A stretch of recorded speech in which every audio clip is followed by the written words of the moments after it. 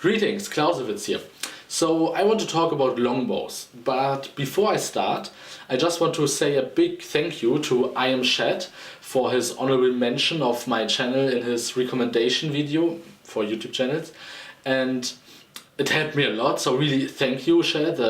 You're a great guy, I'm very honored, and I would like to return the favor actually and recommend your channel, but basically most of the people who are now watching me or subscribe to me came from your recommendation or from this video, so you know the way. And if some lost soul finds himself here, here is the link to its channel. And alright, so longbows. The thing about longbows is that often they are described or glorified as a magical weapon and a destructive force, but the thing is, it's nothing special actually. Longbow is nothing special for itself. It's a big bow, and so this is it basically. Yeah, it's nicely simple and therefore effective too. It has high power and everything, and especially because you make them out of a specific type of wood, which is in its natural state a composite of a soft and a hard wood, which is perfect. There is a very good documentation from Mike Loads about longbows, and where Mike Loads is a great guy, so here, check this video out. It's really nice. And the thing is, what I want to say about longbows, like I said, it's nothing special for itself. And people often state that the longbow was such an important factor in the 100 Years' War, and through the longbow the Englishmen gained many victories, and they are the quite famous ones like Agincourt or Crécy. And yeah, I would disagree on that. So now to understand what I actually mean is, I say the longbow for itself isn't something special, but actually the longbowman is something special, something very effective, especially in combination or inside this English army of the time, of the Middle Ages. And for the reasons actually that there were some laws in Kingdom of England where peasants or basically everybody had to obtain weapons from a specific wealth. So if you have this wealth, if you are this type of citizen or peasant actually, you have to buy at least these and these kind of armor or weapon. They are very specific actually in the text, if you have to own mail, a helmet, a hip, not a hip, bill. I said hip because in German the word for bill is hippe, and I kinda confuse both terms now, but bills. And you have to then own longbows, for example. I think it was if you at least earn £9 in a year, you have, and you a male from, I think it was 20 or 18 till 50 or so, then you have to own a longbow and to train with it. And this is interesting. It's really a kinda professional type of troops, because they were issued, not from the government directly, but they could afford it. This is why they wear this marker when you have to need this wealth. It's very similar to earlier Roman systems, and then you have to train with it. And actually the church of your village or of the countryside where you live and everything had to free you from the duties to go to church on Sundays and everything. And this longbowman had to train, and the church had to help them with it. They had to give them practice targets and everything. And therefore they had really thousands of ready longbowmen in their state. And why it's important that a longbowman has to really train years is not really for the shooting skill itself, for the aim and for the feeling of the arrow or something. This actually can done pretty quickly, especially for military duties, because in military you can fight with an army against another army. Basically you shoot at a wide range of an area, so this chance to hit it is pretty easy. Sure, you maybe need 1 or 2 shots to really get a feeling for the distance, but this is it. And Mike Loads proved in his documentary actually how easy it is to really obtain this skill. But what is important, the most important thing, and this is important for many soldiers or fighters of all of times, but they had to do a very hard exercise in battle.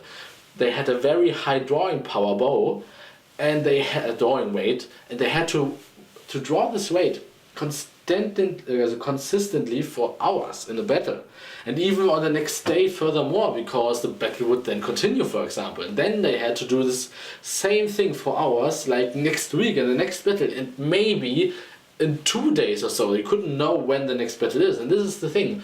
Wars are not like over in a few days, especially not in this time where battles can be very spread out in a time frame. So like you had like in a month a battle or so. And if you run a marathon once and were not a skilled runner or so, then you had like your legs would hurt for weeks or for days or whatever. And now you have to imagine this with your arms. And this marathon you did was maybe like for 2 hours or 3 hours, and this is it. And these people had to do it maybe for 8 or 10 hours. Sure, not all the time. They could make breaks and so, but depending on the situation, they couldn't afford breaks maybe. And then maybe they had to fight on in melee, or to retreat and to march and everything, and to do this for months. So this is the thing, to build up the muscles, to strengthen the bones, to obtain a good muscle memory for the weight of your bow. This is actually what takes years and is important for an effective archer. The reason why England had to do this actually was because the whole lands were not so sophisticated towards agriculture. And so basically their land-owning nobles were not very wealthy and not in such a high amount, like for example in France or in other parts of Europe. And therefore they had to change something, to do something different, to have an effective military force. And so they relied more on the peasants. Like I said, they enforced laws where they ordered peasants to have this specific kinds of equipment for military duties and to train with it to an extent. And actually longbowmen could afford pretty good equipment additionally to their bow. Many of them had pieces of armor like plate armors, not full, but like for arms or for the legs and something like that. Helmets they had swords, bucklers, they had wooden hammers too. It is an effective weapon against other armored opponents, basically daggers of course. And we have proof that they fought in melee too. And this is now the point. They were flexible. They were basically special troops or special forces, because they could do multiple different tasks. They could be archers, they could be light melee infantry, they could be skirmishers, they could be defending a position against something. And so very effective troops, not through the longbow. They could do it actually with every bow. The longbow increased their effectiveness because it's a more powerful bow, but the thing is, it was because of the training, because of the overall equipment, because of their sheer amount of archers. The English had thousands of archers. This is very much, and you have to imagine, like, I think a longbowman could like shoot 6 arrows, or 9 arrows per minute. Let us just say 6 arrows per minute. And you had like 2,000 archers, or even 5,000 archers in some cases, and 5,000 times 6, 30,000 arrows in 1 minute. This is, what the fuck? This is it's a huge number. 30,000 arrows. You can't even imagine how it even looks like 30,000 arrows. But also why the English army in these times were so effective with their longbowmen was because they applied proper tactics to it. Like they reinforced the area, the battle line, with this wooden spikes, especially the longbowmen. So the longbowmen could basically be on their own with the spikes, safe from charges, could shoot in the flanks basically of the enemy charge, which came straight in the middle or to the center where the men-at-arms and the billmen were, or even some other archers.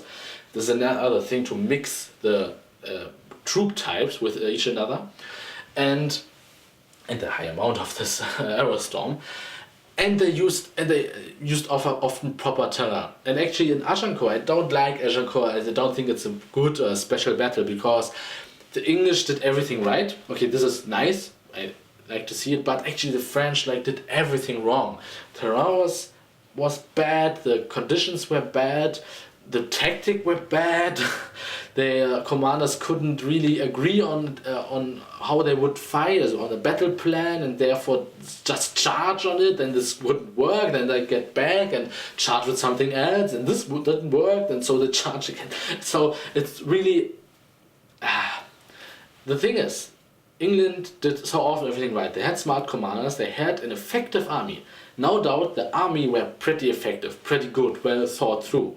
But also we had accounts of battles where the Longbowmen suffered defeat through like better equipment of the other side, through miscalculations and everything. And so it's often that not the side which did everything right was really for this reason the winner, because even if it did everything right, it doesn't mean you have to win, because it can be maybe it isn't enough in the case, but you can win also with the incompetence of your enemy, which happened sadly often on the French side, especially in this famous English victory. This is the thing about longbows, or basically the archers, the longbowmen, and I will do another video about longbows where I actually talk about this this question which came often up, why the French just didn't adapt the longbow and everything, adapt the tactics or so, and my thoughts on this topic, because it's actually a good question.